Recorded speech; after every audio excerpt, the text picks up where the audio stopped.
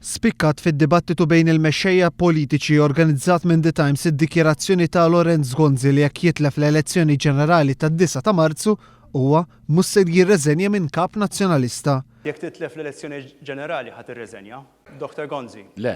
Waqt il-Breakfast News fuq One id-deputat Geoffrey Policino Orlando qal illi din id-dikjerazzjoni hija xhieda ta' dak li Lorenz Gonzi jemmen li għaddej internament fil-Partit Nazzjonalista. Iħoss li qed jiffermenta xi ħaġa minn wara l-kwinti.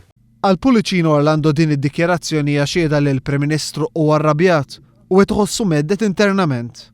Naqbel li kienet forceful il-le tiegħu imma ħanaqqat aġġettiv ieħor.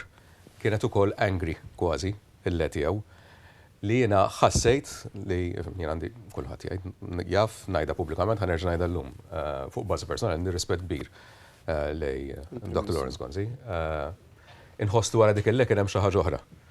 Dik il-le kienet inħossien ta' xi ħadd li he feels threatened anke internament. Policino Orlando komplejt li bid-dikjerazzjoni tiegħu Lorenz Gonzi qed jimbotta lin-nies mill-Partit Nazzjonalista. U meta inti tkun tagħti dik l-impressjoni you want to cling to power, pjuttost in-nies aktar timbuttom rid tiġbidhom lek.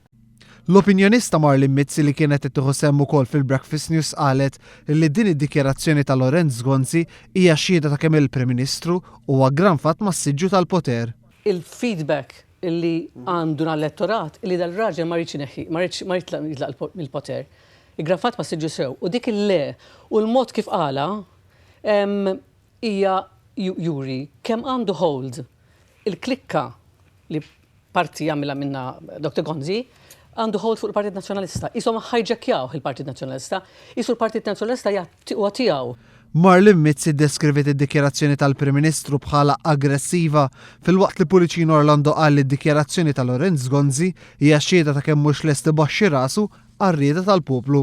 U di l-klip partikolari dik il-kelma le ta' Dr. Gonzi u l-mod forceful illi qal le tgħid storja sħiħa ta' fejn wasal il-Partit Nazzjonalista.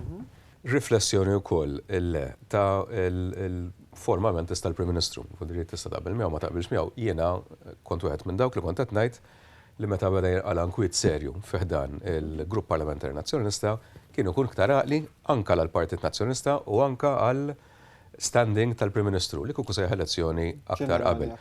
Imma Lorenz huwa tip ta' persuna li fl-opinjoni tiegħi wkoll voldiri jieħu dak it-tip ta' espressjonijiet ta' umiltà bħala xi forma ta' ammessjoni ta' defeat li m'għandux ikun il-każ. Il-programm iddiskuta wkoll id-dikjerazzjoni l-oħra li jagħmel il-Prim Ministru din id-darba dwar id-divorzju. Meta qed nitbissem issa kif tbissem dakinhar.